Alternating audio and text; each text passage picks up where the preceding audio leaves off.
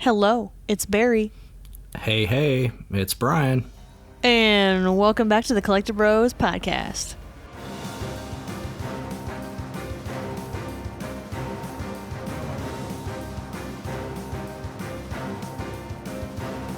I forgot how to do this. It's been so long. Thanks for joining us on today's episode of the Collecti-Bros podcast. Today, we're going to talk about the shit we don't collect. And if you're new here, we are a video game collecting podcast centered more on the collecting side of video games as well as the playing. If you like what you listen to, check us out on YouTube, Spotify, wherever you can listen to a podcast, I suppose. And we are in Discord, link in the show notes. Yeah, today we're going to talk about stuff that like we don't collect. We always talk about things that we do collect. And maybe there are times where we've mentioned things that we just like, we're not going to buy that, yada, yada. But we've never gone over a whole thing of the stuff that we won't collect. Yeah. We refuse to, the reasons why. I ain't gonna lie, bro. When you first mentioned this, I was a little scared because I have a very, very sparse collection of just like random shit. Mr. I collect everything. Right. My little collection philosophy is like, hey, that looks cool. I guess I'll pick it up. So I had to like sit there and think, and then it came pretty quickly when I don't collect. I'm not, I just had to think about it. Well, that's what we're going to talk about today. Yeah. Some of this is going to be not surprising for people who know us, and maybe for some other topics, it might just be another excuse for us to bitch and moan. Oh, I'm gonna rant. Don't you worry. But before that, what we have been playing and what we have picked up. Bryan, what you got? Well, as far as playing, there's a lot of carryover for me just from December to January just because of the holidays and, having to spend time with family and whatnot. All that stuff I don't want to do. I'd rather play video games. I'm kidding, kind of. I did end up finishing Power Wash Simulator 2. We been playing that co-op with a group of guys, and it's been kind of hard, during the holidays to get us all together because we only had like 5 or 6 levels left, and everybody's like, oh, let's reconvene after the holidays, and I was really hoping those last 5 or 6 levels were going to be like the big fun ones from the first game, and I'm kind of sad to disappoint. The game just... It's not a bad game. I feel like every time I talk negative about it, I'm, a disservice. It was just a little disappointing for me, man. Like, the first game's just so creative, and it's funny. It doesn't take itself serious. And this one's, like, 100% serious, except for the very last level, which I don't want to spoil it for anybody, but it is a continuation of the first game, if you get my drift. So there is that connection with, like, the volcano and the pyramid, the last level, but that's it. And it was like a 3-stage level, so it's like a Final Fantasy boss fight where you clean the first part and then the second part happens and then there's a third part to clean. So I don't know, man. There's an ending cinematic. Like the game just, it's like it tried to be more, but it just really wasn't. And I still think it's worth playing. Like if you like the first game and you want more, like play the second game too. Like I recommend it. Yeah, but I mean like, I don't know. It doesn't feel like a sequel. If you it feels like like the first expansion. game, there's like a million DLCs that are absolute fire also, yeah. Like, yeah. I'd recommend if you haven't played the DLC, definitely play the DLC for the first game. It's just bigger, better, more. Because even like the end of the game, it finally gives you enough money to buy everything at once, because that's how you're handicapped in this game, right? Like, they basically say you can only have X amount of items at one time, and you have to sell your items to upgrade to the newer ones, so you can't... Your freedom's restricted as far as, like... hey, I want to try beating this with the smallest nozzle possible, the weakest one, and see how long it takes. Like, you can't even do that kind of goofy shit in this one until you beat it. So I'm just waiting on the DLC now. That's mainly what I've been playing. Obviously, I'm still playing Expedition 33. I've not played it nearly as much as I want to, but, it's been a rough start for 2026, but obviously some podcast games too. And then lastly, the one cool game I want to mention that was just a little quick diversion that I already played last year. But it's a game called Crushborgs, where basically a dude was like, hey, I'm going to make Contra, but, don't copy our homework. And he totally copied their homework. But Crushborgs? Yep. It's literally just like a Contra clone. And it's even down to the point where, like, your main character's robots and stuff. So it's very much like Probotector, the European version. But yeah, dude, it's like if you're into the Contra games at all, the last couple actual Contra games have been pretty ass. This one plays almost identical to classic Contra. It's even got the spread shot in it. Like, it's a fun game if you're into those kind of games. It's hard as shit, but I ended up getting all the achievements on it from, sweating bullets or whatever, but it was fun. Big shout out to Crushborgs. I hope they keep adding achievements so I can keep playing it. What have you been playing? I have been picking at a couple things. I played Farm Together a little bit yesterday. Oh, yeah. Just a smidge. Because I was... my sleep schedule is kind of fucked right now for various reasons, so I'm basically going to bed at like 7 o'clock every day. Bro. And then I get up like at 3 or 4. So I've been trying to stay up later so I can not get up so early. You playing the wrong game, bro. The calmest game ever. So yesterday I tried to... I don't remember even what it was. It was like 8:30, and I was like, I'm gonna stay up until 9:30 today. Like, that my goal is to stay up till 9:30. And I know this sounds I sound so fucking old, being like, I'm gonna try and stay up till 9:30 p.m. Yeah, dude, it's a struggle out here. Okay, so I basically, if I go horizontal, I'm done. I am toast. If I go horizontal in any fashion, it's game over. It doesn't matter what I'm doing. So I think it was like, I don't remember what it was, 8:30, and I think I was laying on the couch trying to watch TV, and I started to get tired, so I was like, all right, fine, I'll sit up and I'll like be on my phone. I'm like, maybe I'll like scroll TikTok for a bit or whatever. And I fell asleep with my phone in my hand, woke up like 10 minutes later, and it's just like the same like Gundam, someone posted their like Gundam model kit, and it was the same video just going over and over and over. Damn. Because I don't have it set up to where it automatically scrolls. So I was like, all right, I gotta like get up. So I went in my office and I sat down, and I was like, I'll sit here and like listen, because there's a podcast I listened to that had a new episode. So I was like, fine, I'll finish that. It's probably like 30 minutes, right? Because by now it's like 8:45. I was like, okay, I think I've got 30 minutes left on the podcast that I was listening to. Nope, I had 10. I had 10 left on it. So I was like, shit, all right, I'll listen to this podcast, and I guess I'll play Farm Together, because I probably can do, like, I don't want to play a game that requires me to do too much. I just want to be able to play something long enough for me to last until 9:30, and then I can go to bed. Right. So I played Farm Together 2 for half an hour, and then I would just sleep. But outside of that, I've been playing Ghost of Yotei. Oh, yeah. As like my primarily, like, that's the game I've been playing. I want to say I'm probably close to like 35, 40 hours in it. And I like it. It's just, I don't remember if I mentioned it the last episode. Did I talk about this game last episode?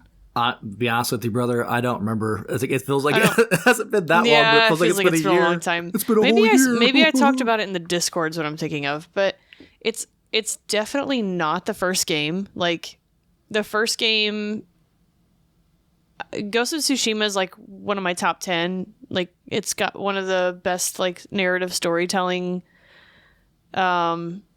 stories like that I've played in a long time. I just thought the pacing was so good in that game.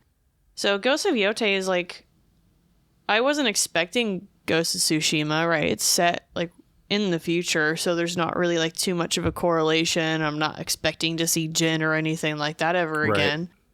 But it throws you in so fast that it was really like, I had no time to sit there and soak in like the setting and the story and like what the characters' motivations were. Like, it's really just a quick flashback, and then you're just already fighting shit, and I'm just like, why am I fighting this guy?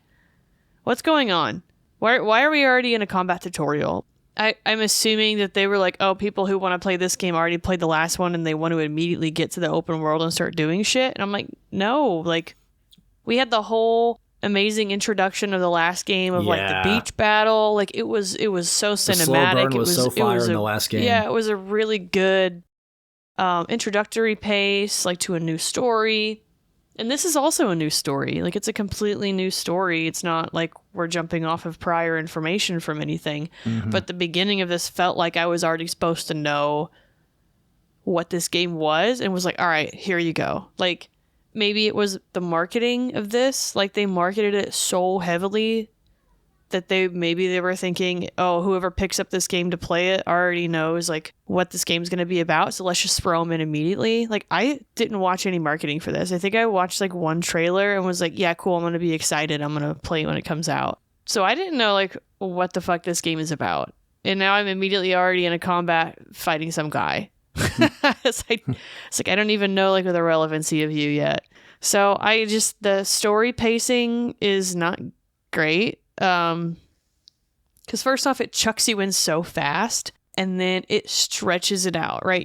You're playing Atsu, who's taking revenge on about 7 people, like a group of 7 people who killed your parents. And that's all you fucking know. It is just at a surface level, it's a revenge story. Like, there's kind of nothing really else there. So the stretch between the tutorial of like killing the first one to the point where you get to kill the second one was so fucking long. It was so long. But it was so long to me because I went and did all the side shit. I don't know how long it would have been if you just did story stuff. Right. So keep that in mind. I went around and did all the extra stuff in the area and whatever. But like, I've only killed 2 of the 6 that I'm supposed to be killing, and I'm fucking 40 hours in. Damn. So I'm like, why is this stretched? Like, why is it stretched out so far? And like, based on the areas that I've been to, it's like, it's one of those things where the introduction is very tiny. The first half of the game is extremely long, and then I know they're going to cram everything into the end. Yeah. I can already taste it. I already know. Damn. Because, like, based on the amount of areas that I've explored and how many are left, unless they're sending me to another continent, like, they're going to cram everything in all at the last second. So I'm not super looking forward to that if that's how it goes. For sure. I always think that's super lazy, where it's like, oh, shit, guys, we can't make it as long as we wanted to, so let's get it going. So the whole build-up, I think there's going to be, like, 3 or 4 like major villain deaths sequentially before you get to like the final guy, instead of having it being a stretched out like an investigation, which is what the first 2 feel like. So yeah, the pacing is pretty disappointing. I'm also pretty disappointed in the side content, because it's just a rinse and repeat of the first game, which is really, really disappointing. Sony sequel sins, bro. It's like they added, I really like the gambling game that they added. I wish there was more opportunities for it. It's basically like a bunch of coins go on a table, and you have to flick the coins to touch other coins without knocking it off the table or touching multiples. But the difficulty on that basically gets to a point where if you don't like, it goes like one player goes, and then if you flick a coin and flick it off the table or touch multiple coins, it passes to the next person. So as long as you hit a coin and only touch one, you can keep shooting. Kind of like pool. Gotcha. It's like pool rules, right? Like billiards. As long as you do touch or sink a ball, you can keep going. But it gets to the point where if you don't sink everything and it flips to the opponent, they sweep it in one turn. Damn. So it kind of sucks. I like the game as a whole, but it gets to the point where it's just like save or suck. Essentially, it's like you play the whole first turn perfectly, or you lose your fucking money. Like, there's no in between. That's some Yakuza minigame nightmare shit, dude. Yeah. So there's that, and then I can't, off the top of my head, think of a side. I don't want to call them exploration. They're kind of like exploration points. I can't think of a side one that's different than the first game. Like, it's the same hot springs, The hot springs are modeled exactly the same. The animation of you walking into the hot spring is exactly the same. Its reflection is exactly the same. The animation walking out is exactly the same. The bamboo strikes are exactly the same, except for some of them have a potential for a piece to flip up in the air, and you can hit the piece that flips up in the air, but it's the same thing. Fucking fox dens, which I thought shouldn't have been in the game because the fox dens were important to Jin as a character because his family is, they have fox spirits that watch over them. It's kind of his familial thing. So now it's like we have fox dens for what? Because then one of the enemies is a fox guy, and you have to solve a bunch of like fox puzzles because he's a bad guy. And I'm like, why are there fox dens? This is stupid. Same exact fox den, same fox animations. The pillars where there's like the new weapon kits that you can get, same thing. There's dueling trees instead of a dueling like little flags. Instead of flags, there was a couple trees and there's only like 5 of them in the game. So that was disappointing. There's just a lot of the shrines exactly the same. There's just a lot of things where it's like, this is just it's just a reskin, honestly. That's unfortunate. Yeah. The only thing that really is different is instead of different katana fighting stances, like the first one, you have different weapons. Right. So you have your main katana, then you have a dual katana weapon style you can fight with. There's a spear. There's a long sword, and then there's like the little scythe on the chain. But even then, they're kind of useless. Damn. That's what I was looking forward to the most, is some of the new weapons, man. Like, they're kind of cool, but it's like the weapons are strong against other enemies that have certain weapon types, and only some of them are actually relevant. So, like, for example, the Odachi, which is the really long, super long sword. It's like the 2-handed katana. That one you're supposed to use against the big, large enemies, like the big guys.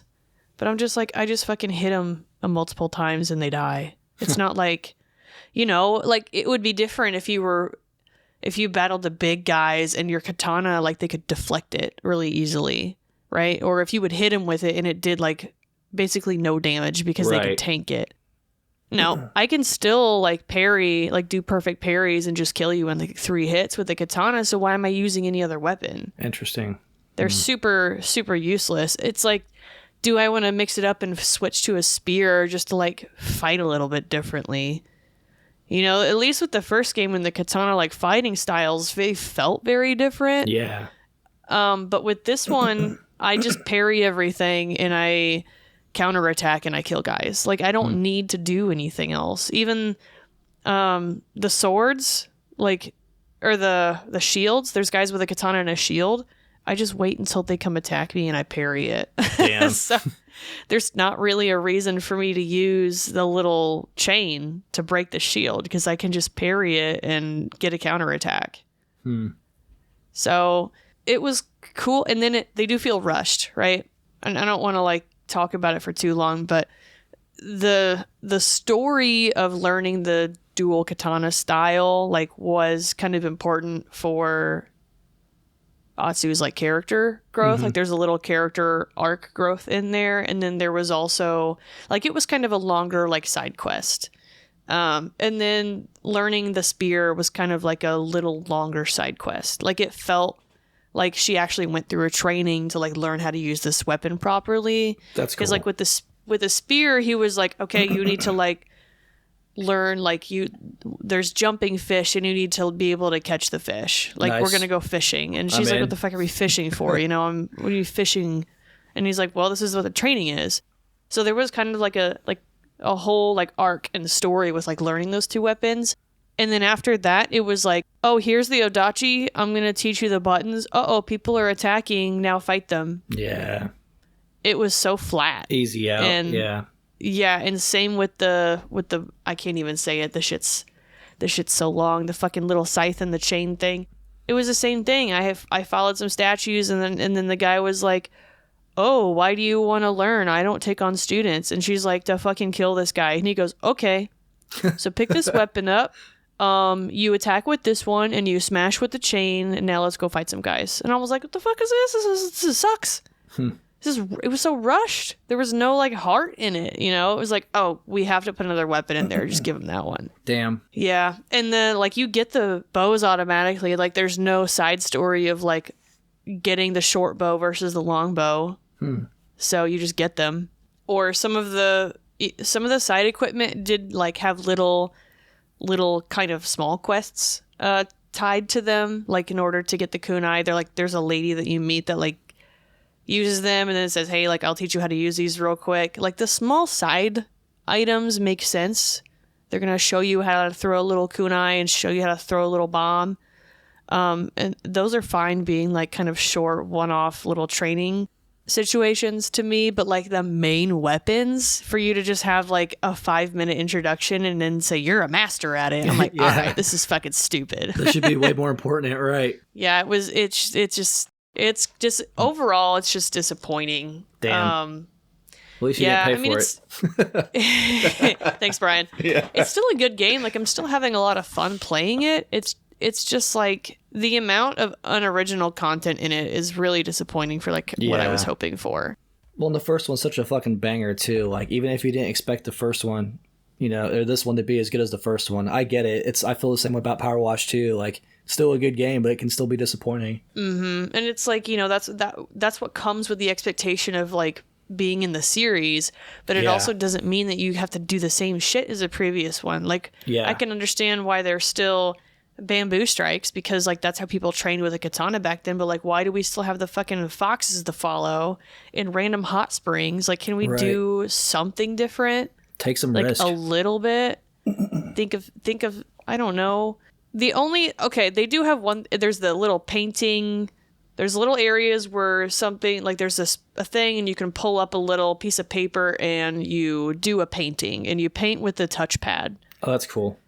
It's Okami? not sort of. It's not really like you can just swipe in a direction and it counts for like where the line's telling you to go.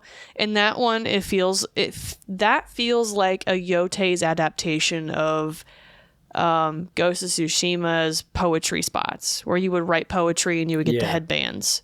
That's what Yotei's version of that is there's painting, because that was something that she was taught as a child, and like learning some of the things like the instrument. And so that's this version's game adaptation of Jin's poetry. And that's what I want. Right. Like I want you to take that and like you get headbands after doing it, but it feels so different than what Jin's was. But we couldn't do that with other ones. Like there's only like 2. Right. Big ask in modern gaming, I guess. So it's just, there's a lot of this that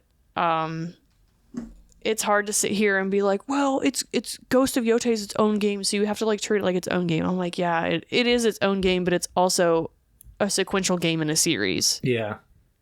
So you have to be realistic in understanding like it is part of a series and some things are going to be similar, but like how similar are we okay with? Right. And the level of similarities between these two, I'm not okay with, because it just feels very slap it on there, shove it out. You know, even the wolf is so flat. The wolf like was introduced as I forgot about the I was expecting this was to be some big thing of the story. It's a nothing. Damn. The wolf is a nothing in this game. That's unfortunate. It has little importance for having a skill tree. He like does kind of nothing. He doesn't even pop up as relevancy in the story. It's just like a side thing. Interesting. I mean, I still want to check it out, but yeah, I've definitely got my expectations tempered. It's still a good game. I'm sure. It's not a game I would recommend buying at full price. If you've never played the games before, if you go in with no expectations, it's a great game. But anybody playing this one's probably played Tsushima, so it's kind of like, This is like B tier. This is like a B tier game to me. So where Tsushima's S tier, this is a B tier game. And it could have been an A tier game if they put more original Yotei shit in there than just reskinned to Tsushima stuff. That's what I've been playing. I know I went on a little bit about that. No, you're good. This was my day to take the bulk of it.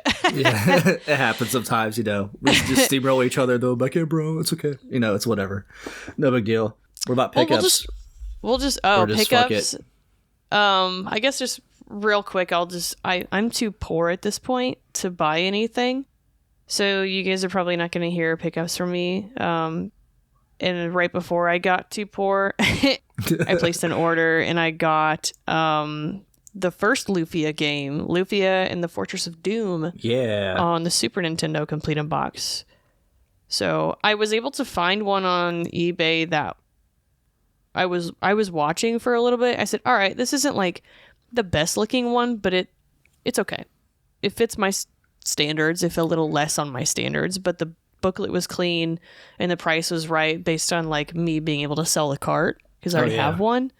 And then like right before Christmas, this dude dropped the price like substantially and I jumped on it. Nice. So I have a cart to sell, but I have that game now. Nice. What about you? You picked anything up? Yeah, I picked up a couple things, and we'll probably do a video at the end of the month, but just a couple quick highlights. I picked up Mobile Suit Gundam Side Story, the Blue Destiny, like the triple pack. That's a Japan exclusive. I just literally on a whim was like, I gotta work like an hour early, and I was like, I'll go check out the game store right by the house real quick, and I did a quick lap, didn't find anything, and then I was like plugging in my phone number for like the discount or whatever. And like behind the counter, I saw it sitting there. All I saw was Mobile Suit, and I was like, I think that's a Gundam game I don't have. Like, I was like, can I see that, bro? And he brought it to me. I was like, holy shit! Like, I've never even seen this before. Unfortunately, it doesn't have the trading cards, but honestly, it was so fucking cheap compared to the ones on eBay.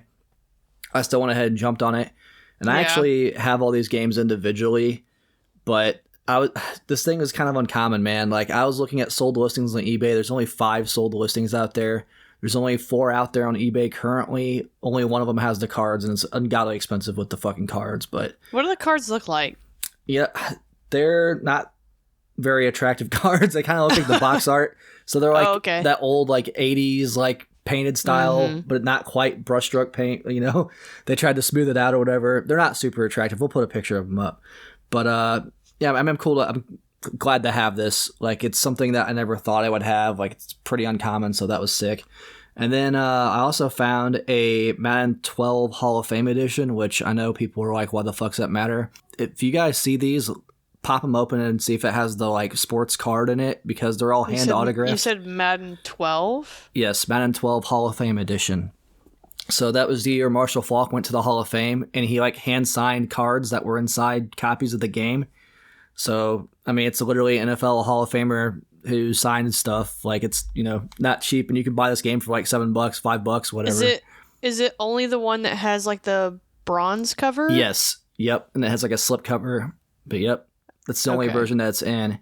And there's 4 different cards you can get. And yeah, it was in there. So I said, cool, I'll grab this. Like, I'm not mad. Like, love Marshall Faulk. Grew up watching him play.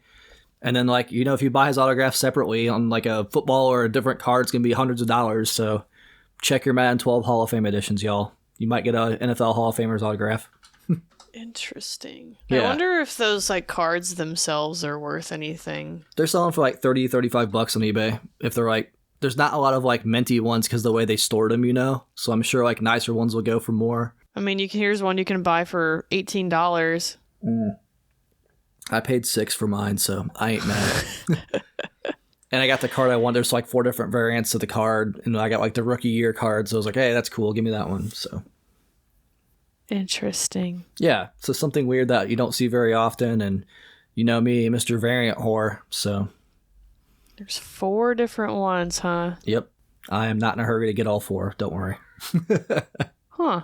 Yeah, it's pretty cool because they're actually like hand signed. So when these figs first came out, I just assumed it was like a stamp or an auto pen, but you can actually like reflect it off the light and see it's hand signed. So it's pretty sick. Interesting. I don't know shit about football, so don't ask me. Yeah. Well, I guess that's one thing I'll never buy is sports shit. But... yeah, that's true. I would know it's a doppelganger or the Body Snatchers got you or something if you're like, hey, check this out. Look, I only own Actually, I got it right here. Hold on. I only own one sports card. I own a singular top sports card. That's not really a sports card though. I mean, and it is a sports card. It's real. Yeah, technically, yes. He has stats. Hold on, I gotta pull it out of here. Yeah. Oh, he doesn't. No, there's just a second. One ejection. There's no stats on the back. Damn. That's so funny. But it's a Topps. What fucking league is this? MLS? What's MLS? Yeah, Major League Soccer. Yeah. Okay, I have a Major League Soccer card of the raccoon that ran around on the field.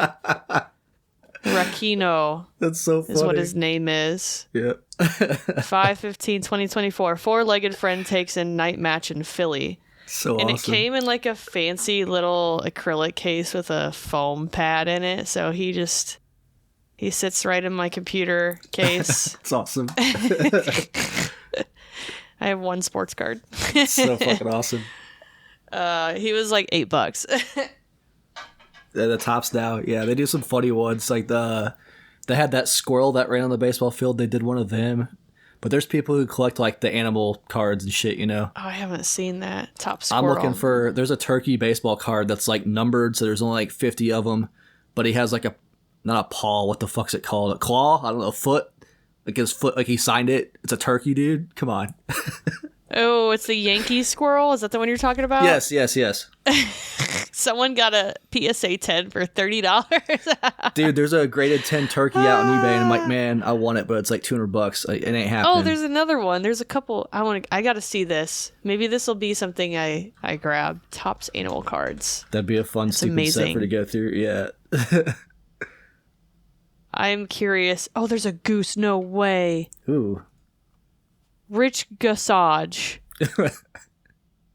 New York Yankees, and it's a fucking goose. It's a Topps Heritage card. It's a Heritage card? Oh, yeah. These are funny. So the guys that have like nicknames that are based off animals, these are like variants they have where it's like a card of them, but it's an animal.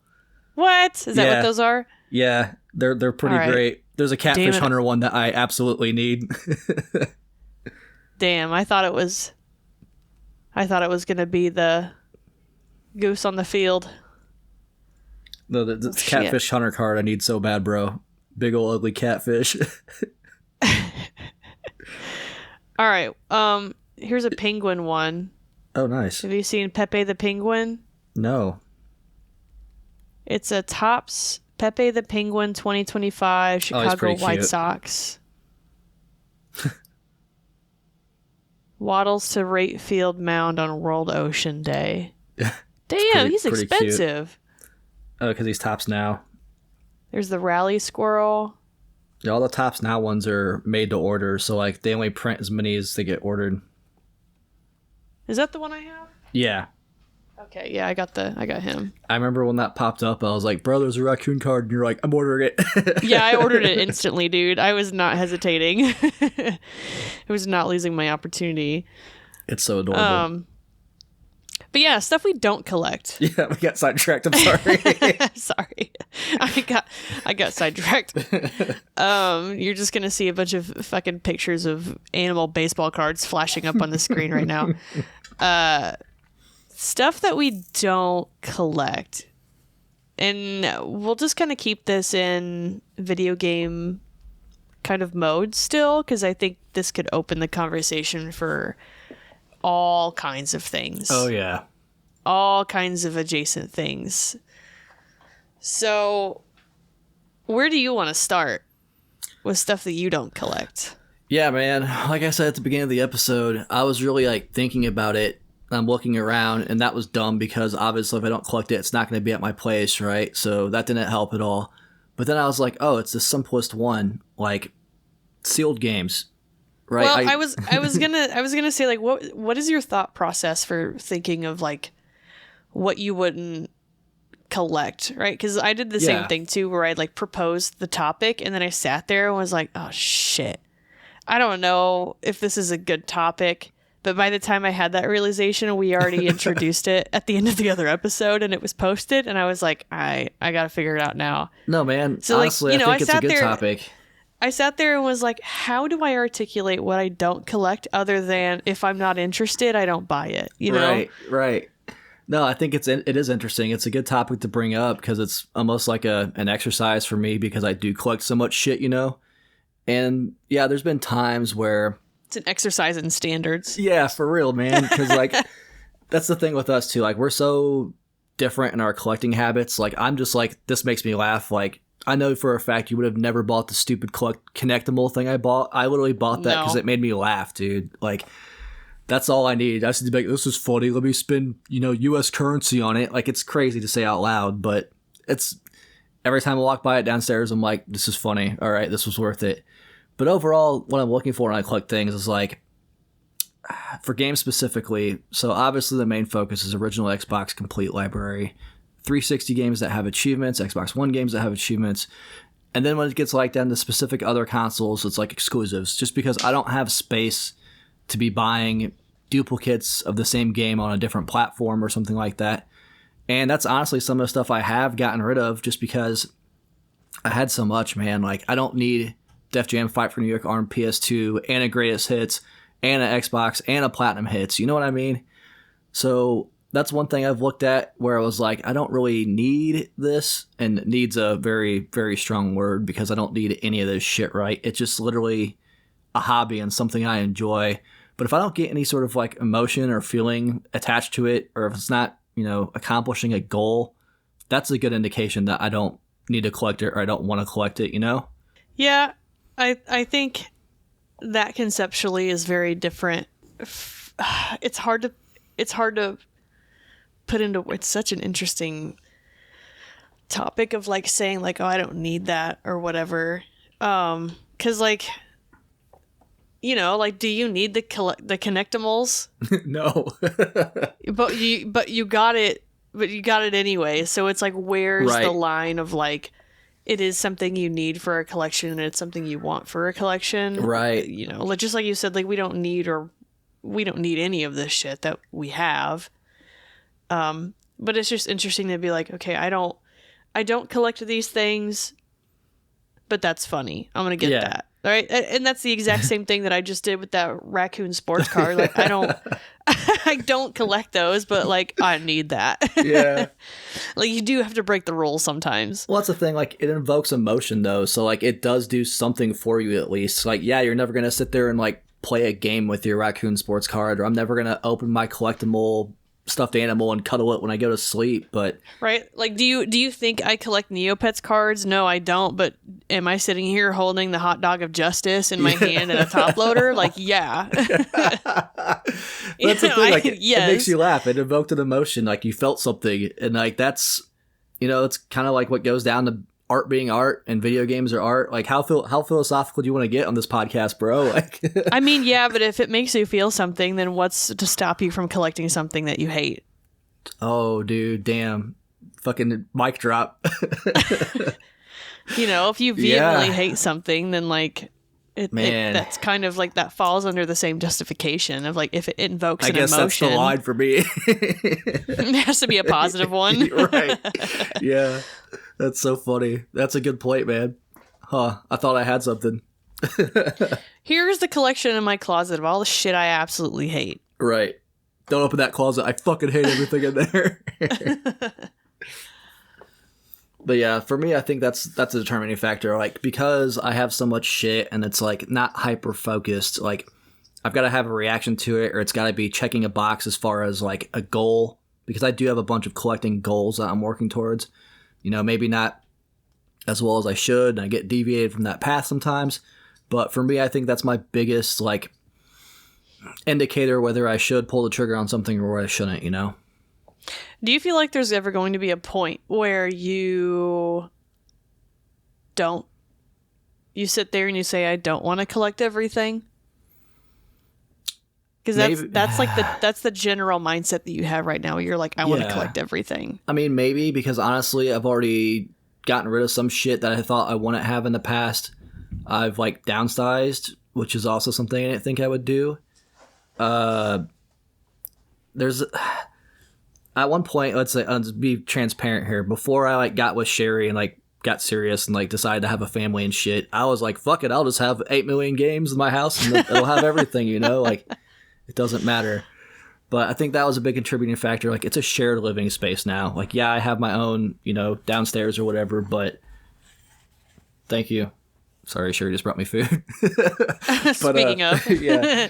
But it's a shared living space, man. Like, it'd be disrespectful of me to be like, oh, like, I'm just going to take the upstairs also, and sorry about your kids, they don't get a room anymore. I got to fill it up with, like, PS2 games and GameCube games for the other kid, like... Sorry, your kid lives in the PS room. Which one do you like? On top of the GameCube cases. Like, that's the thing. So, my, like, outlook overall from, I would say, like, 10 years ago has completely changed as far as, like, I don't need everything, but there is, like, my collection that I'm working on, it is big. Like, my gaming wall is huge. But it was bigger, and I've already gotten rid of some shit. And just to stick on video games, there's other shit, that I have collected. I don't want to deviate too far because now we're talking about video games. But there's other collections I've had, like Marvel Legends. Like, I can't tell you the last one I bought. And that was dude, same. Yeah, that was my main thing I collected. And I've even sold some of those. And that's something I never thought in a million years would happen. Like, when Sherry and I first got together, just to be clear, like, she would just randomly buy me a Marvel Legend, if being nice or whatever. That was like my favorite thing I collected, absolutely. And I was like, I'll never get rid of these. I'll be buried with them. I've already gotten rid of a shitload, So habits change, collecting habits change. So there might be a point sometime down the road where, yeah, I do say, you know what, I don't need, this console, or I don't. And truth be told, like, I've thought about it. Like, I don't play my Atari 7800 very much. Do I need it? No. Mm-hmm. Is it taking up space where I could have more original Xbox games and 360 games on the shelf? Yeah. So time will tell, brother. Time will tell. Yeah, I think that was something that, like, I hone in frequently. Like, you've done great. Not so much frequently, but there's points and times where I just kind of hone down, like, my standards of, like, why I would buy something. So I think, like, recently I went through a purge. We'll call it a purge. It was a mini purge. Like, when you get rid of 70 games out of 1,200, that's not a lot. It's a good chunk to collectors like us, though, man.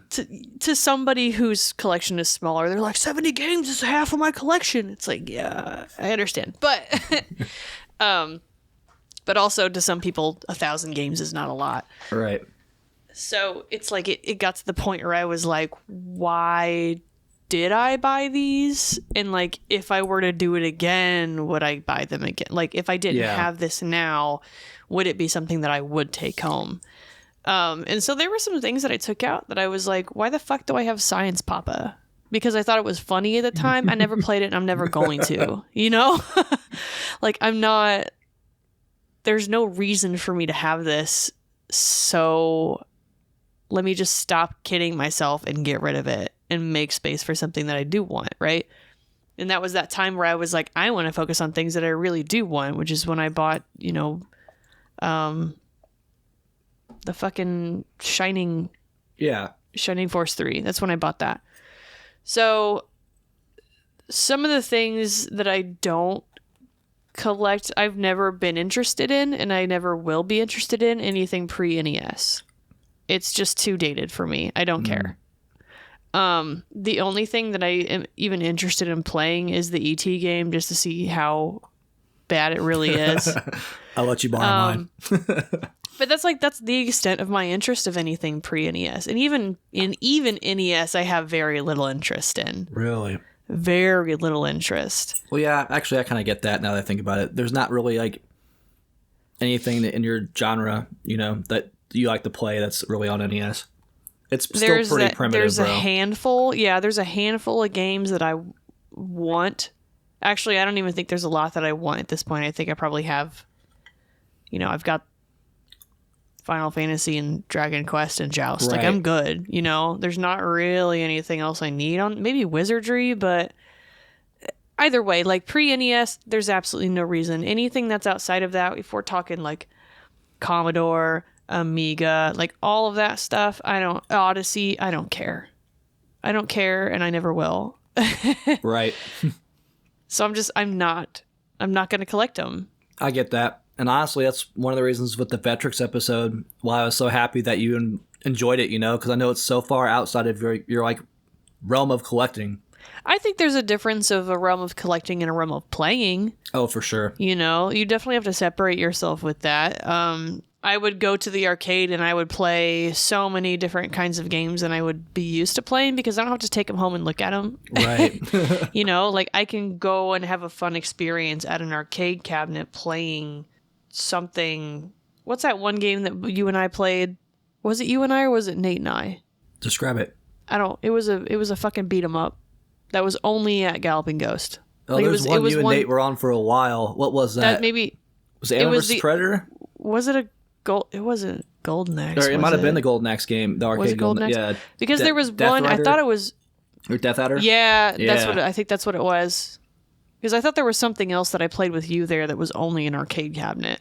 Maybe it's been a long time. But either way, like I'm more willing to play that kind of thing as like a little mini experience, but it's not anything that I like want to have. Right. So that makes sense. And when you don't have to take it home, it doesn't take up a shitload of space or.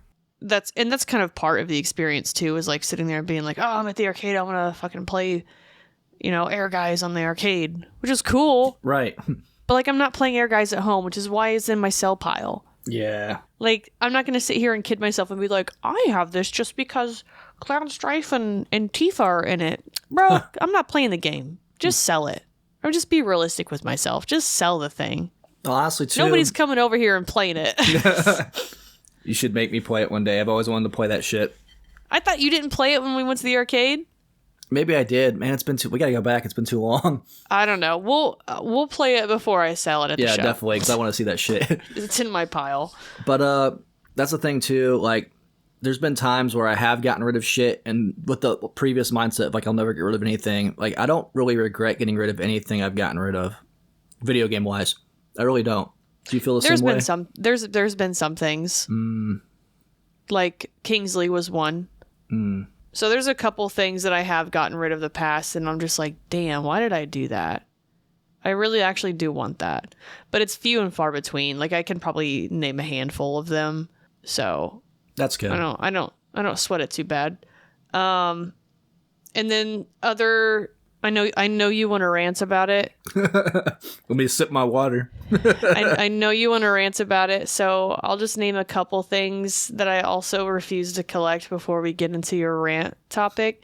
Food items, I will not collect those. I'll stay silent. Even if they're game adjacent. I can understand why people want food items. Like I have one. I have the singular Jones soda elixir, whatever, for Final Fantasy. Right? That's the only thing I have. It sits on a shelf. It's never going to be opened. But like food items, like the Mario cereal or whatever, yeah. I have such a fear of bugs that I do not want that anywhere in my house that something could potentially get it. So that's why I do not collect food items to be sitting on a shelf. I will be outside pissed of my one pantry. day. I will be pissed one day if I open up that amiibo box and there's just like roaches crawling out of it. That would be literally the worst case scenario. And it's like, it's not like just bugs are the ones that like freak me out the most, but also like I grew up in a house that was adjacent to a field, and so I'm very familiar with house mice. Yeah. You aren't adjacent to in a field. You are familiar with house mice. Yes, unfortunately. My current house is adjacent to a field. I am currently worthless ass cats battling a house mouse. Like I know what they are capable of, and they are capable of getting up on your shelf, and once they realize there's food up there, they will chew through that shit to get to it. Oh yeah, no more amiibo. So they will chew through anything to get to that shit. So food items are something that I do not collect. I do not put them on a shelf and not look at them ever again. It's probably smart. I've got the Mario amiibo, and then I've got one. I think I had two. I've got a can of Pringles. It's like the Halo Pringles, but it's empty, and I washed it out. Yeah, you ate that, and then yep, I remember that. Mm-hmm. Yep. Because I wanted to try them, and I was like, "This is cool. Like, this is funny." I feel like there's more can of Pringles. That's a little different. Yeah, I can get behind that, where someone's like, "I got it," and then I saved the box. Right. But the ones who were like, "Oh, I got the cereal and I kept it sealed," absolutely fucking not. Because it's aluminum on the inside of like the Pringles can, so you can literally just wash it out and clean it. It's definitely more collectible friendly. Mm-hmm. And then sometimes, like, a Pringles can, like, you could be like, oh, I put fucking batteries in it. I don't know. Right. Like, you could use it for something. Right. Yeah, that's a good one. Food's a good one. And then maybe a couple other repros. I don't have a reason to collect or buy repros. Just not not on my list. Peripherals. I don't collect those. I know some people are really into collecting them. I plead the fifth. Yeah, but I don't have a desire to collect controllers or accessories. The only thing that I bought because it was a funny accessory was the Tomb Raider PlayStation 1 memory card. Oh, it's so awesome, yeah. And that's it. I don't have a singular other thing that's like a special whatever, and I bought it because of that. Yeah, I don't have anything else. That's it. Yeah. And even then, I'm like, okay, that's the only memory card I have for a PS1. I get the so argument. It's not like for that. I have a PS1 memory card collection. It's like I needed one, and I just happened to stumble across the fucking Lara Croft one. It's really funny you mentioned like multiples of the same thing. Like I was thinking controllers for me just because I don't have a ton laying around, but then I remembered I have like a drawer just full of like GameCube and original Xbox controllers. I'm like, well, I haven't gotten rid of them, so I guess I collect them. But the space they take up, and that's the thing too, like the peripherals that are weird and shit, like at least it's one item, you know? It's not like it's 4 GameCube controllers or whatever. They take space up for sure. But, oh yeah, dude, if I didn't have that little like under my stairs crawl space, that's where all my guitars and drums and skateboards and fucking hunting rifles and shit are. Because like if I tried to display that out and about, it'd be impossible. They're so big. I think there's a difference between like collecting peripherals because you need it and because like you just want another one. Yeah. Like, you know, Steel Battalion. It's a fucking the game, like you need the controller to play it. Right. The whole peripheral is like necessary. But that game is not 2-player split screen. So for me, like, oh, I want a blue button and a green button. I don't. I have one. If I had another controller, I wouldn't be able to use it as a 2-player, you know, option. The only reason why I want the both different colors is because it's technically a variant for the original Xbox. If it was a PS2 game, it'd be fine, bro. I mean, I guess. But I mean, that's just where my brain goes. Is like I do have multiple controllers. Yeah, I have multiple controllers, and I have some that are different colors, or maybe I just happened to get one that was a special edition. But it's because I needed a second controller. Right. I don't have 4.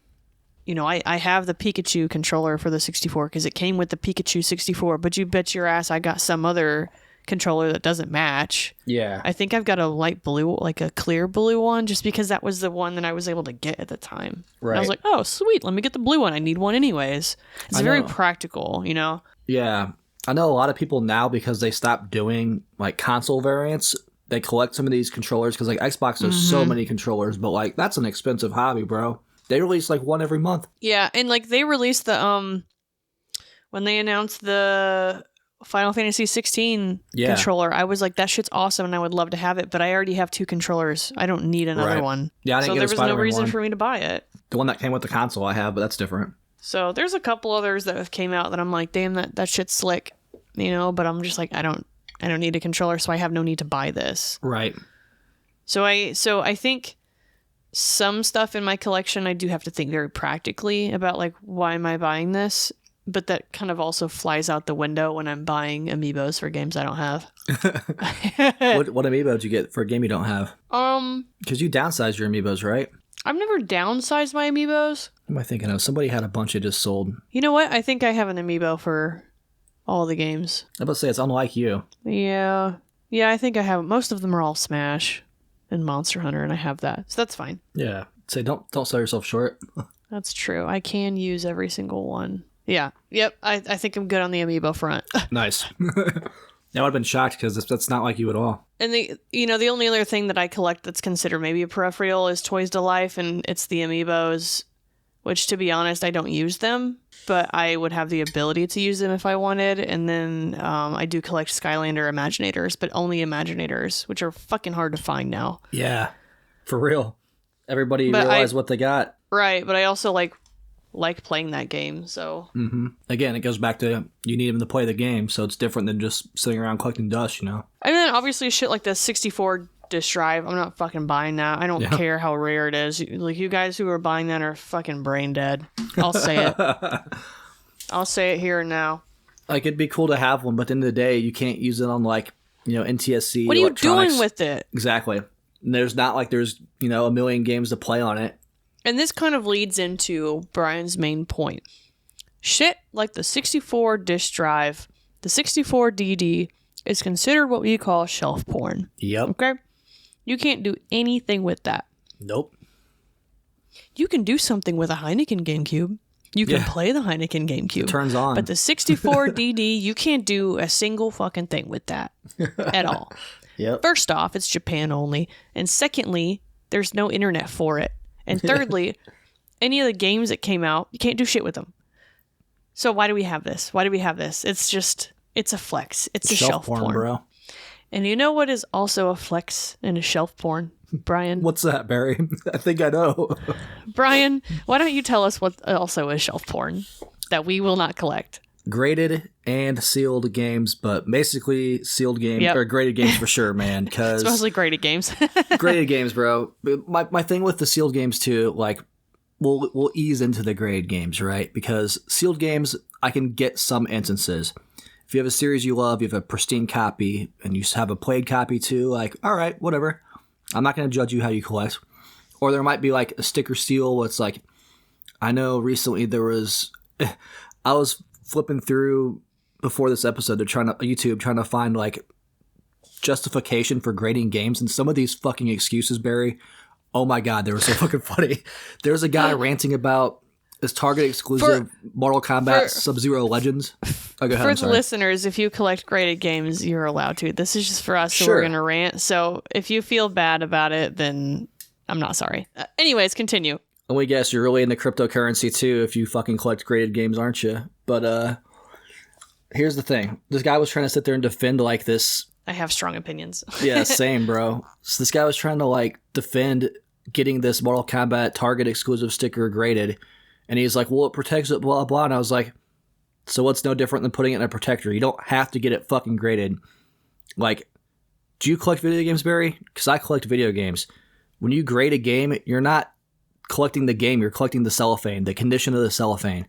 Like, that's the thing for me, dude. Like, That is true. They do grade off the plastic. The grade's on the wrap. It's not even the fucking game at that point. Like, you're not collecting games, you're collecting cellophane, and it's not for me. If that's what you want to do, great, but I don't understand it. Like, I never will. Like, I can't stand the idea of sealed games barely, and I have a couple, admittedly. Like, the thing is, I haven't paid sealed price for these. Like, I have a sealed PS2 Castlevania game I got for $7. I got a sealed Spider-Man PS2 game because I like Spider-Man because it was like single digits and I didn't have a normal one yet, but now I have a normal one. So all these fucking sealed ones, like, I'm strongly considering selling them because some of the prices are wild, and if you guys want to grade them and scam other people, that's fine. But that whole thing, like, my biggest issue... It is interesting because, like, you did used to go after sealed games. Mm-hmm. And there's a lot of games on your shelf where I'm just like, why the fuck do you have this sealed? Right. And, like, Nate went through the same thing, too, where he was at the point where he was like, why do I have this sealed? I could sell this for, $50 and get the same game unsealed for, like, 10. And he went through, and that's what he did with some of his sealed stuff, is he sold the sealed shit, and then he just bought good condition open ones for a fraction of the cost. So, for me personally, I do have sealed games on my shelf. It's not because I wanted them sealed. It's because I bought them new and I haven't opened them yet. Exactly. And so when I buy games that are sealed and they go into my collection, they go in as complete in box. I never put them in as new. Because that first off, it skews the price total of my collection. And if I'm never intending to keep it sealed, why am I going to price it as new? If I end up pulling it off the shelf and being like, fuck, I'm never going to play this game, I'll just go ahead and sell it. Yeah, I'm going to try and sell it at the equivalent of a new sealed game. Yeah. But it's not like I'm selling it as, like, comic book people, like, raw, but 7.0. Right. Like, games haven't gotten to that level of, like, you buy them raw at what you think they might grade as. Thank like comic God. books, you can do that. Like, and their raw values like do change based on conditional factors. Could you imagine? Just like trading cards. Could you imagine? God, a small tear. Yeah. Sure, your small tear reduces the value. Whatever. MS for minor scratch. This one's a 7 MS. Yeah, dude. I won't knock anybody who wants to collect sealed, but it's also like, why are you collecting a sealed video game? Yeah. You know, like what like that's what I want to know is like people who do go for sealed collections, like why are you buying video games? You know, like and that's not like me trying to get a gotcha. It's not trying to get a gotcha moment on somebody. Like I'm genuinely curious, yeah. Yeah, genuinely curious about like what goes through the mind of someone who says, I want to buy sealed video games. Yeah, because even for me, like when I used to grab them, that's the thing. I never paid like these crazy sealed asking prices now, you know. I've been doing this a long time, and I got the shit for cheap. That was my justifications, like, oh, I can have a really clean copy of a series I love. Especially sealed disc-based games. Yeah. Yep. Like, that just doesn't make any sense to me. Yeah, even like if I go to a store and they have a sealed Super Nintendo or something, I'm like, that's really fucking cool, man. Like, you don't see that very often. Like, it's still cool for me to see just because I'm appreciative of, like, you know, how unique it is and how different it is, which, you know, that's why the asking price is there, because there's probably not very many of them out and about. But are you buying that item or collecting that item because you like that item, or you like the game that it's a series it's associated to? Or are you buying it because it's like, oh, this is rare and collectible and it's just shelf porn? You know, like I'm not going to sit here and say I don't have any shelf porn. Like I got some valuable things, but they're not in my collection because they're valuable. There's some things that I've bought because I got a hell of a deal on that I usually want to have. Like Heineken GameCube is a perfect example. I don't know if I would get that nowadays. You know what I mean? Mm-hmm. I'm not paying the asking price. Yeah. I think that's another good point to bring up as far as us is like we don't buy things because they're valuable. I don't think there's a single thing I own that I'm like, yeah, I have this just because it's rare and it's hard to find. Yeah. I did, and I got rid of it. You know, I was like, why do I have fucking Roll Rose and Haunting Ground? I don't give a shit about horror games. So I got rid of them. Yeah. And Echo Night Beyond, and like there was a couple other things like for GameCube or whatever that I was like, why did I buy these? Like I bought them because I got caught up in the whole collecting for value whirlwind that every collector goes through. Yeah. And then you grow up and you realize that's not a reason to really collect anything. You know, there's no I don't know. If you're and that's the trading card problem too right now, right? If you're buying for value and you're collecting for value, then you're not going to be happy with what you have, because ultimately what you have is going to lose value. That's just the reality of it. Did I buy Albert Odyssey for $400 at one point? Absolutely. Is it worth that? No, and it will never be worth that ever again. Yeah. You know, I've lost almost half on that.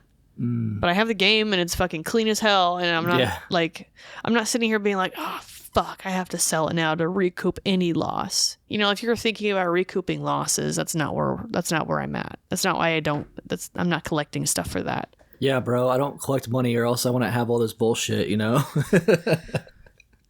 Yeah.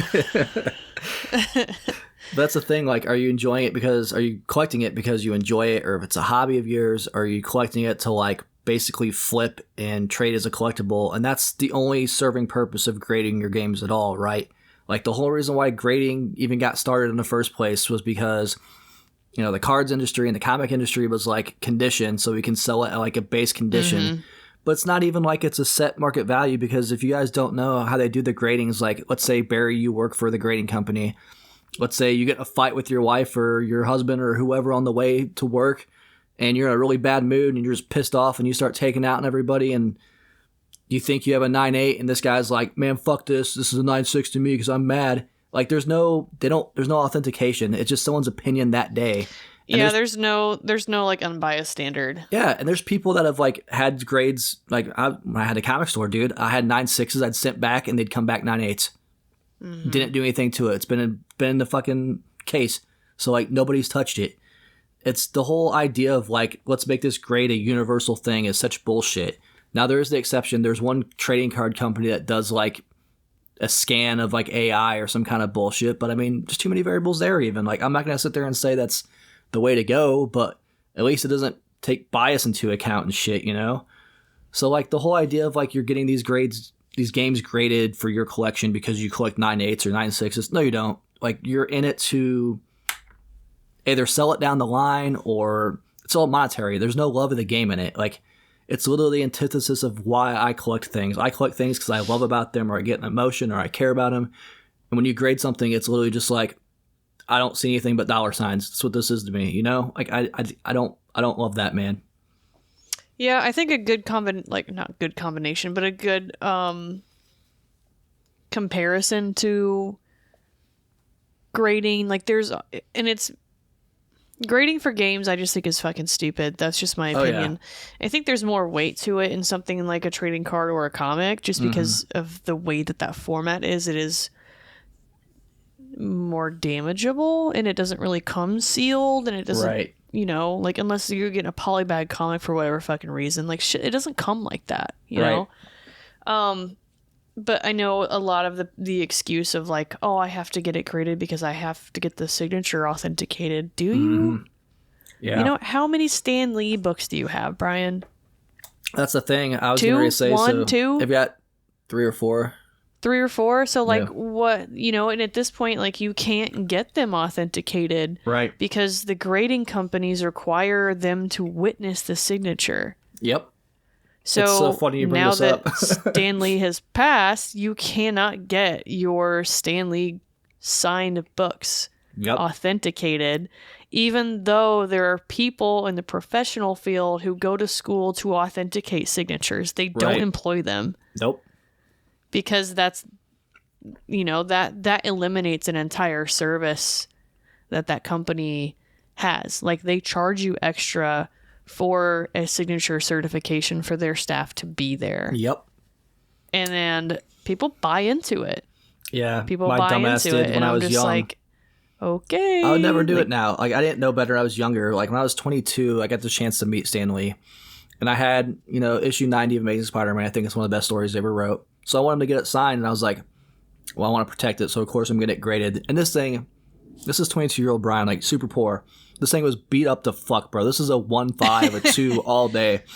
So I got the on-site grading done because I was like, 3-day convention. I didn't want to like wait for it in the mail. Bro, this thing came back a 4.5.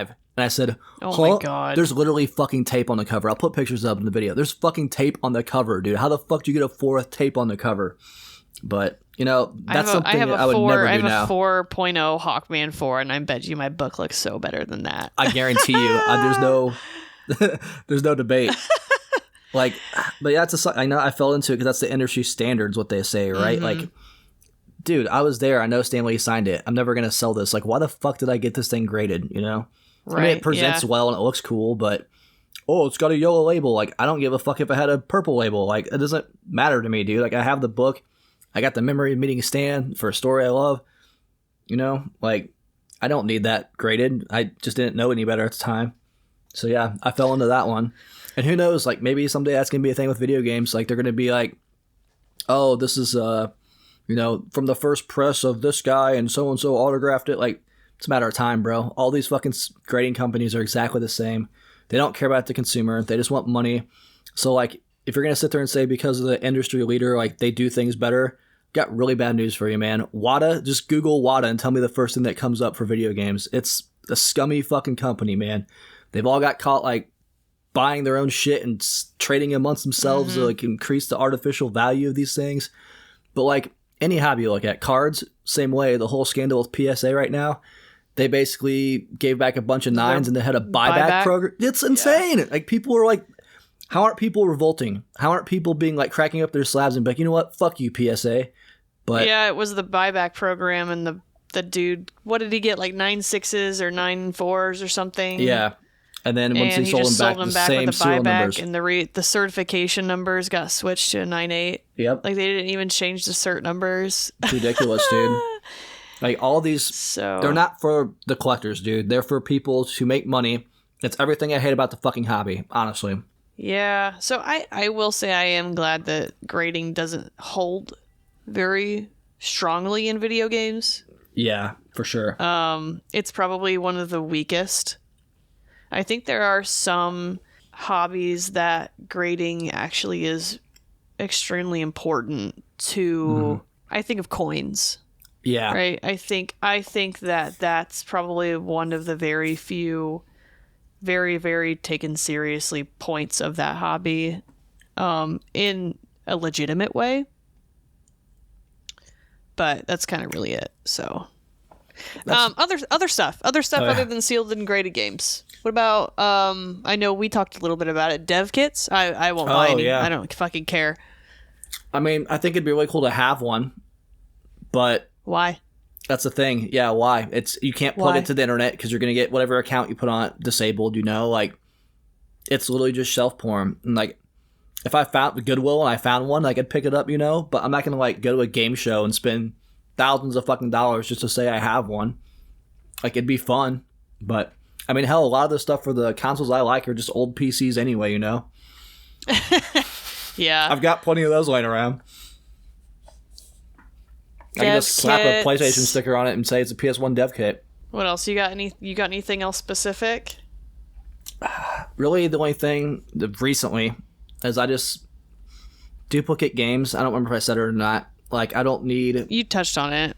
Yeah, it's pretty recent too. Like, it's a space thing, honestly. Like, I am trying to hyper focus on original Xbox and 360 this year. So like, I was looking at my shelf and I was like, well, if I pull this off, how much more space do I have?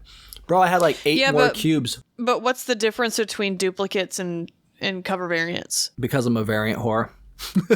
But they're duplicates. Yeah. No, I mean, I get where's the line drawn, right? Like, I guess the line for me specifically is drawn if I want an original Xbox. Like, I'm going to go for the original Xbox version instead, just because I want a complete original Xbox library.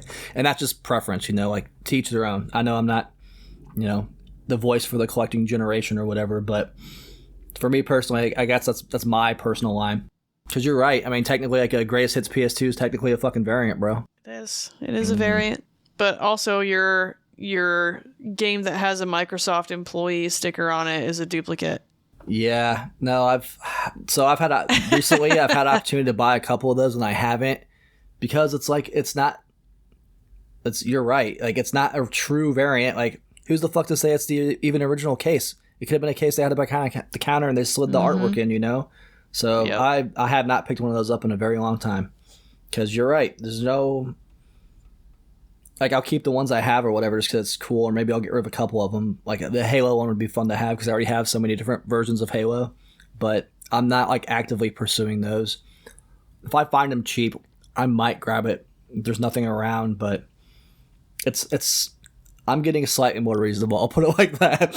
Obviously, I'm still an insane person, but I've been trying to not quite curate, but focus a little bit, Because everything's just an impossible goal. Like, it'd be so cool if I had infinite funds and literally a house with everything in it, but like, it's not realistic, man. So what are your goals? Why are you collecting things in the first place is what always crosses my thought process before I pull the trigger on anything now. Right. I think that and we'll wrap this up because we don't have a lot of time left. But I think for me, like, what I collect follows like what I'm interested in. So if I'm not interested in, like, I have a very specific type of genre and kind of game that I go for, and if there's nothing for that available for me, I'm not gonna get the console, right? Like right now, there's no reason for me to buy a Nintendo Switch 2. Mm-hmm. There's no reason. There's nothing on there that I want. Now, when Fire Emblem comes out, that might be a different story, but it's also like older stuff, right? I don't own a Game Gear. There's not any games on the Game Gear that I desire to have. Mm-hmm. So there's no reason to buy the Game Gear. I'm not a console collector. I don't have all 3 versions of the Genesis. I just have one Genesis that has the Sega CD attachment, so I can play Sega CD games. But I also don't need the Sega CDX. I have a Sega CD that attaches to my Genesis, So I'm kind of very practical in a sense of like hardware. So if the hardware doesn't follow what I want for the software, then I'm not going to get it. That makes sense. And, you know, honestly, the way I used to collect hardware, it's not possible anymore, dude. The reason why I have so many consoles and variants and shit is because it was affordable. Now, do I need another Genesis because it's got a different sticker on the box? Fuck no. And will I be buying one? Fuck no. But when I was able to, like, it's cool I have the Streets of Rage one, and I didn't know it was expensive. So now I'm like, do I sell this and just get a normal one in the box? Like, because I don't care at the end of the day, you know? Now, like, the Doom 32X, that's different. I won't get rid of that because I love Doom, you know? Dude, the prices of 3DSs right now? That they're you crazy? know about those, right? No. Dude, they're bonkers. I mean, I know I haven't seen one for a long time. Was I with you? Maybe it was you or Sherry. I was like, special edition 3DSs are fucking bonkers. I know my Metroid one's insane. So I don't want to say every single because this isn't true, but there was a point, every single Pikachu release I have, because I love Pikachu. I want a fucking Pikachu. So I've got 3 different Pikachu DSs. I'm not going to get rid of them. But I also, Pokemon Red, Blue, and Yellow was a big part of my childhood. Like, those were, you know, my first Pokemon games. So when they had the 25th anniversary DS come out, I ordered it. So it was the new 3DS, but it wasn't the XL. I don't like the size of the standard 3DS. I don't know why the fuck they made them that small. It's too small. I play it on the XLs.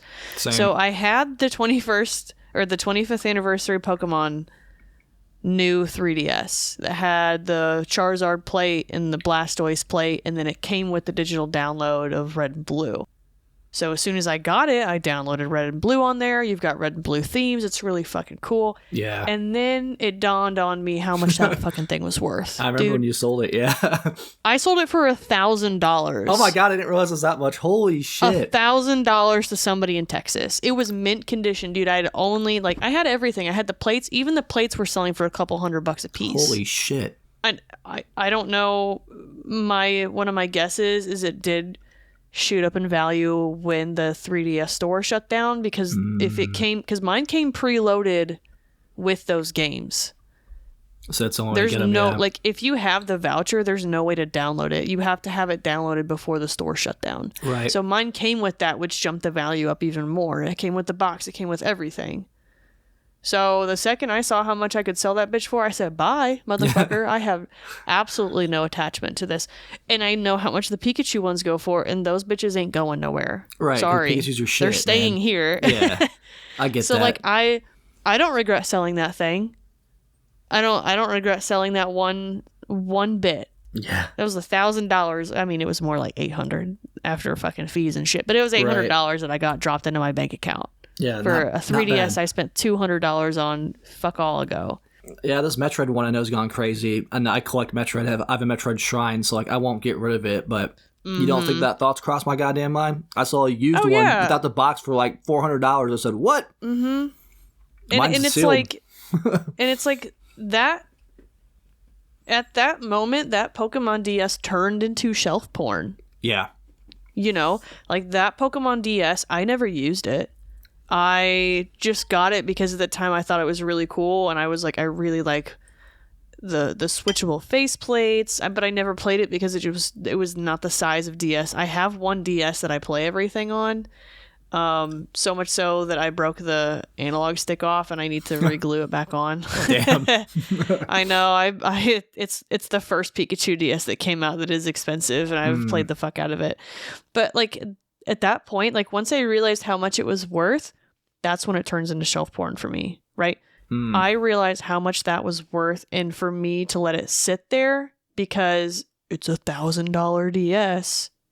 So, yeah, you know, why am I keeping it? Am I only keeping it because it's $1,000 now?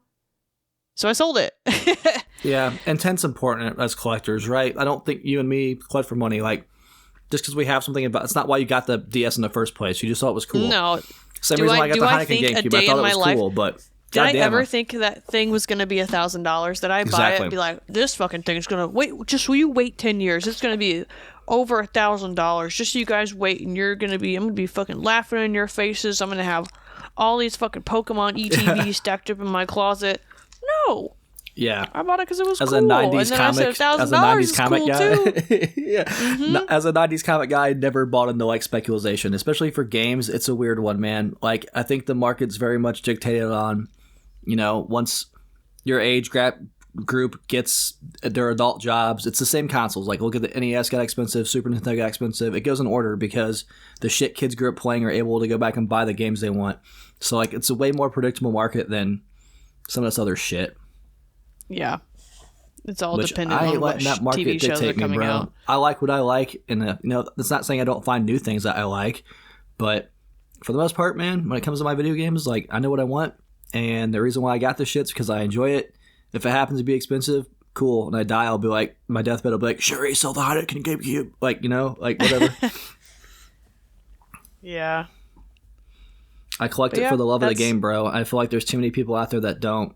Like, do whatever you want, but stay out of my hobby, bro. That's true. You heard it here, bro. You heard it here. If it gets expensive, I'm quick to sell it. See ya. Yep. Bye. Make me an offer on this fucking Heineken GameCube. See you later. You're a little bit different than me, though. That shit would have been gone a long time ago if I had it. The thoughts cross my mind. Look, I sold you my Mountain Dew Xbox. Yeah, but it's Xbox, man. I needed that. like that, and that was another thing where I was like, I don't play Xbox. I have a handful of Xbox games. I have this Mountain Dew Special Edition Xbox that, like, I don't care about because it's not anything that I really buy. I have that because at the time I didn't have an Xbox, and then that Xbox came into the store, and I said, well, this is cool. I'll just buy this one. I didn't buy it because it was the Mountain Dew one, like I was looking for it. I don't have two Xboxes. So I sold it to you because you are the Xbox guy. And then I said, I'll just buy a normal Xbox at like the fraction of the cost, or I'll just go to Bryan's and play it. So not only an Xbox guy, but also one of my favorite things on this planet is Mountain Dew. So it's like the most perfect thing. That's true. Your pickups, you didn't tell him what I got you for Christmas. Oh, my Christmas present. Yeah, dude. My fucking most awesome. It's like a giant bobber, but it's a cooler for a pool, so it floats. So when we go fishing this year, Barry, that thing's coming with us. It's a white and green Mountain Dew bobber cooler. Yeah, I'll put a picture up because I'm gonna try to figure out how to hang it from the ceiling so I can display it with the Xbox because I think it's awesome. It's the coolest shit. You got to get one of those ceiling planter hooks. Yeah, that's what I was thinking of. Something like a bicycle rack, so it's a little heavy. Mm-hmm. Yeah, dude, that's the play. It's gonna be sick. That'll be shelf porn. I don't give a fuck. Well, I also knew you would put shit in there, so hell yeah, we're gonna use that shit when we go fishing this year. With the Pikachu lure. Yeah, dude. But anyways, that's it for this episode. Let us know what you don't collect, or yell at us for the decisions that we make. All seriousness, if you have a reason why you collect sealed games, like, let me know, because I did like 30 minutes of like just trying to find valid points, and maybe I'm dumb, but prove me wrong, goddammit. You can't convince me ungraded, but I really do want to hear about sealed. Yeah, I can justify sealed somewhat. That's just me. Graded though, me. I'll damn near pay you to convince me if you get it. And I'm not talking about, I love the game series and I have my favorite game sealed. That's not what I'm talking about. Yeah. I'm talking about you are going for sealed games, and you will never open them. Pourquoi? Multiple. Pourquoi? I hate you. Next episode, we're doing an Is It Worth It? Finally, this game has been on the schedule like 3 times now. Yep. And we finally are doing it. Skies of Arcadia Legends for the GameCube. Hey. And why pourquoi? Why pourquoi did we choose this one instead of the Genesis or the Dreamcast one? Pourquoi? Because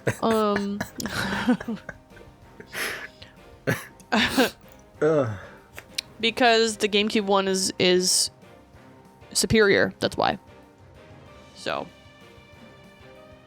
GameCube, Skies of Arcadia Legends. This is considered one of the best RPGs to ever be made. It's on a lot of people's top 10 RPG lists, so we're gonna finally take a look at this one. Yeah, this is one that I've always wanted to check out. Just I think the world looks interesting, and I didn't have a GameCube growing up, and I always wanted a Dreamcast, so it's one I never got to play when it was new. So excited for this one. That's it for this episode. Thanks for listening. Let us know what you guys got for Christmas this year. How's your 2026 starting off with? Ours is dog shit. So I hope better than mine. Yeah, for sure. Until next time, stay oppressed. Break the glass ceiling. Collecti-Bros out.